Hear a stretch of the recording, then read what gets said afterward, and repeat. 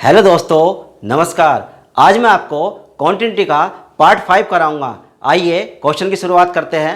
Question है, यदि फलन f x for all x belongs to R के लिए परिभाषित है, यानी कि एक्स क्या है, वास्तविक मान, एक्स के सभी वास्तविक मानों के लिए फलन एफ एक्स परिभाषित है और f x is equal to e की power 1 upon x upon 1 plus e की पावर 1 अपॉन एक्स। कब? जब x is not equal to 0 और एफ एक्स का मान 0 के बराबर है जब एक्स इज इक्वल टू 0।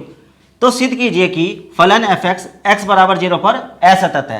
आइए क्वेश्चन का सॉल्यूशन देखते हैं। उससे पहले नोट देखिए एक्स की power infinite is equal to 0 कब? If x is less than 1, यानी कि एक्स की वैल्यू 1 से छोटी है तो उसकी पावर इनफाइनाइट करोगे तो क्या होगा? 0। एग्जाम्पल देखिए, मान लिया 0.5 है, इसकी पावर इनफाइनाइट पूछूंगा तो क्या बताओगे आप? एकदम क्या लिखोगे? 0। और लिख लीजिए 0.91, इसकी वैल्यू क्या, इसकी पावर इनफाइनाइट करूँगा और इसकी वैल्यू पूछूंगा तो आप क्या लिखोगे? 0। इसी तरीके से सेकंड बात याद रखिए, x की पावर इनफाइनाइट का मान इनफाइनाइट होगा इफ़ x ग्रेटर देन 1, जब x का मान 1 से ज़्यादा होगा। 1 से ज़्यादा यानी कि कैसे? देखिए, मान लिया 1.5 की पावर इनफाइनाइट, 1 से ज़्यादा वैल्यू होगी, उसकी पावर इनफाइनाइट करोगे तो क्या आ जाएगा? इनफाइनाइट। या आपसे पूछेगा कोई 3 की पावर क्या बताओ? इनफाइनाइट, इसका मान कितना होगा? इनफाइनाइट लिखोगे। या और e की पावर इनफाइनाइट की वैल्यू क्या होती है? इनफाइनाइट। क्यों? क्योंकि e लाई करती है 2 और 3 के बीच। किसके बीच लाई करती है? 2 और 3 के बीच। यानी कि एक से ज़्यादा मान हो गया, एक से ज़्यादा की पावर क्या हो? इनफाइनाइट हो, तो उसका मान क्या होता है? इनफाइनाइट। ये नोट आपको ध्यान रखने हैं। और x की पावर इनफाइनाइट क्या होगा? मीनिंगलेस।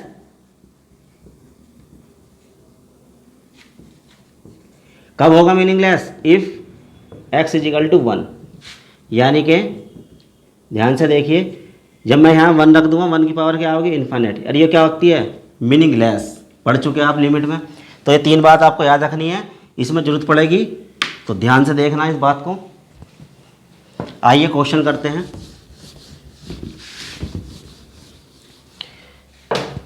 तो सॉल्यूशन पे आ जाइए। क्या दे रखा? Given f x is equal to e की power 1 upon x upon 1 plus e की पावर 1 अपॉन एक्स। कब? जब x is not equal to 0 और 0 है वैल्यू जब x का मान क्या है? 0 के बराबर। किस पर चेक करनी है continuity?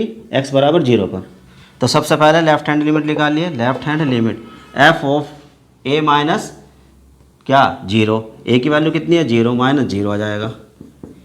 Limit x tending to a की वैल्यू क्या है? 0। लेफ्ट निकाल ले तो minus f x is equal to limit x tending to 0 f of a minus h. a की वैल्यू कितनी है? 0 माइनस एच और वेयर h ग्रेटर देन 0। अब h की वैल्यू कुछ होती है, बहुत छोटी वैल्यू होती है, जब 0 से कटेगी तो 0 से कम हो जाएगी। 0 से कम के लिए कौन सा फंक्शन है? ये वाला।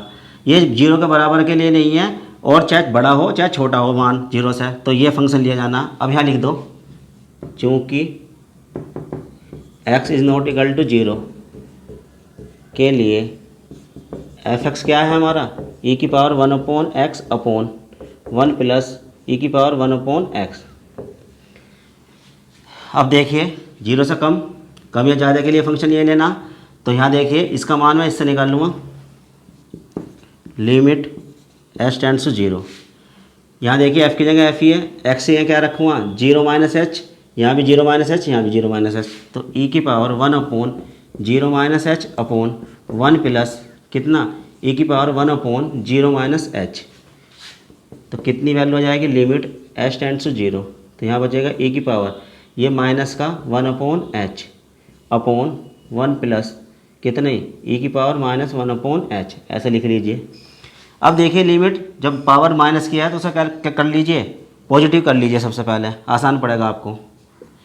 तो लिमिट h टेंड्स टू 0, जब 1 अपॉन में ले जाओगे 1 अपॉन ई की पावर 1 अपॉन एच। ध्यान से देखना इस बात को, ऊपर ले जाओगे तो माइनस की पावर आ जाएगी, प्लस की कर रहा हूँ मैं, और 1 प्लस 1 अपॉन ई की पावर 1 अपॉन एच। देखिए लिमिट भरते हैं इसके अंदर।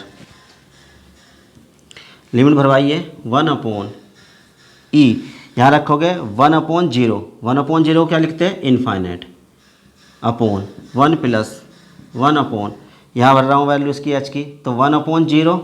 1/0 क्या आ जाएगा? इनफाइनाइट। तो e की पावर क्या आ गया? इनफाइनाइट। अब देखिए 1/e की पावर इनफाइनाइट का वैल्यू क्या होगी? Infinite upon 1 plus one by infinite. मैंने आपसे बताया था e की पावर इनफाइनाइट की वैल्यू क्या आ रही? इनफाइनाइट, क्योंकि e की वैल्यू किसके बीच लाई करती है? 2 और 3 के बीच। और मैंने अभी बताया था जब 1 से बड़े की पावर इनफाइनाइट है तो उसका मान क्या आता है? इनफाइनाइट। तो e की पावर इनफाइनाइट का मान क्या होगा? इनफाइनाइट। क्लियर हो गया होगा आपके। अब 1/, इनफाइनाइट क्या होता है? 0 अपॉन 1 प्लस 1/इनफाइनाइट क्या होता है? 0। 0/1 कितना आ गया? 0। तो कुल मिलाकर लेफ्ट हैंड लिमिट निकल के आई, कितनी आ गई हमारी? 0। तो मैं यहाँ लिख लेता हूँ लेफ्ट हैंड लिमिट कितनी आ गई हमारी? 0। अब क्या निकालते हैं? Right hand limit. Right hand limit कैसे निकालते हैं? ए की वैल्यू कितनी है? 0। किस पर चेक कर रहे हैं हम? x बराबर 0 पर चेक कर रहे हैं, तो प्लस 0 और limit x tending to a की वैल्यू कितनी है? 0 और plus fx limit h tends to 0 f of a plus h, a की वैल्यू कितनी है? 0 और plus h where h greater than 0। अब यहाँ देखिए 0 में कुछ जुड़ के 0 से बड़े के लिए फलन कौन सा है? ये वाला। बड़ा हो या छोटा हो इसके लिए केवल 0 के बराबर ना हो, तो ये लेना। अब यहाँ देखिए लिख लीजिए चूँकि x is not equal to 0 के लिए fx कितना है हमारा? e की power 1/x upon 1 plus e की पावर 1/x। मान लिखवाइए इसका। Limit h tends to 0, f की जगह f ही है। अब यहाँ देखिए x के क्या रख रहे हैं? 0 प्लस h, तो यहाँ भी 0 प्लस h 0 प्लस h रखवाइए। e की power 1/0 plus h upon 1 plus e की पावर 1/0 प्लस h। तो कुल मिलाकर कितना आ जाएगा? Limit h tends to 0 e की power 1/h upon 1 plus e की पावर 1/h। e की पावर यहाँ रखोगे 0, 1/0 क्या बोलते हैं? इनफाइनाइट अपॉन 1 प्लस यहाँ रखवाइए 1/0 क्या हो गया? इनफाइनाइट। तो यहाँ देख लीजिए इसकी वैल्यू, तो कितना माना जाएगा? e की पावर इनफाइनाइट की वैल्यू कितनी हो? Infinite upon 1 plus infinite. यहाँ देखिए कितना आ रहा है? इनफाइनाइट बटे इनफाइनाइट, मीनिंगलेस आ जाएगा। ये मैंने रख के इसलिए दिखाई है आपको। अगर लिमिट यहाँ रख रहे हो तो क्या आ रही है हमारी? मीनिंगलेस। यहाँ लिख लीजिए, चाहे फॉर्म कैसी बन रही है? फॉर्म इनफाइनाइट बटे इनफाइनाइट। ध्यान से देखना इस बात को, मैंने रख के दिखाई है ऐसे आपको। यहाँ आ गई मेरी वैल्यू, इसकी पावर इनफाइनाइट, ये भी इनफाइनाइट। इनफाइनाइट में जुड़ेगा इनफाइनाइट, तो क्या आ रही है? मीनिंगलेस आ रही है। तो मैंने आपको बता रखा है जब तक ये मीनिंगलेस आ रही हैं ये वाली वैल्यू इसके अंदर नहीं रखनी है। ध्यान से देखिए इस बात को, मैंने यहाँ रखा तो मेरी क्या बैठी? मीनिंगलेस बैठी। तो ये वैल्यू मैं इसके अंदर नहीं भर सकता। इसे हटाने के लिए क्या करेंगे?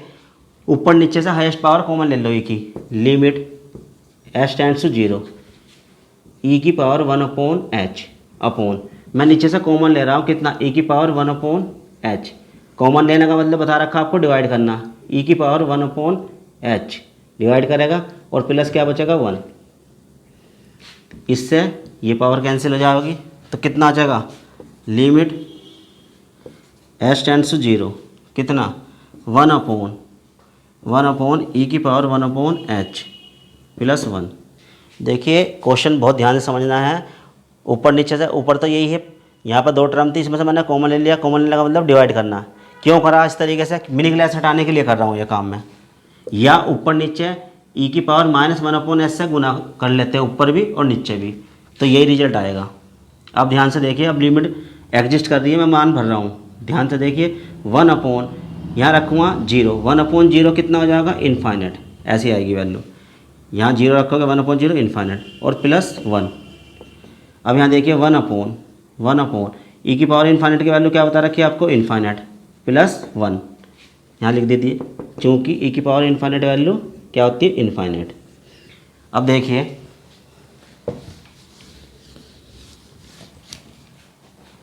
कलेक्ट करके कितना आया 1/1 इन्फाइनेट क्या हो गया 0 + 1, 0 + 1 1 आ गया, तो कुल मिला के कितने आ गई 1। तो राइट हैंड लिमिट हमने निकाल ली, कितनी आई 1।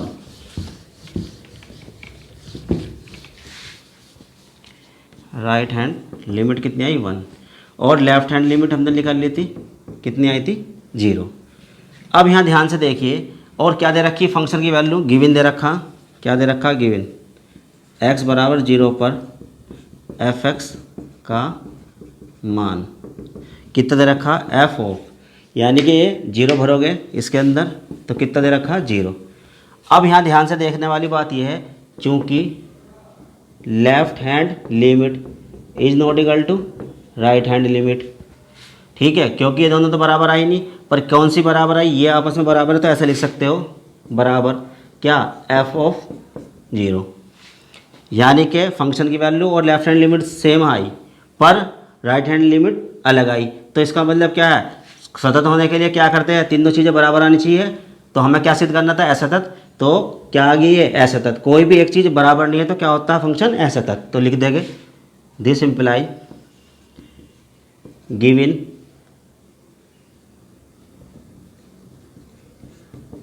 Function f(x) is discontinuous at x = 0, hence proved, HP लिख दीजिए।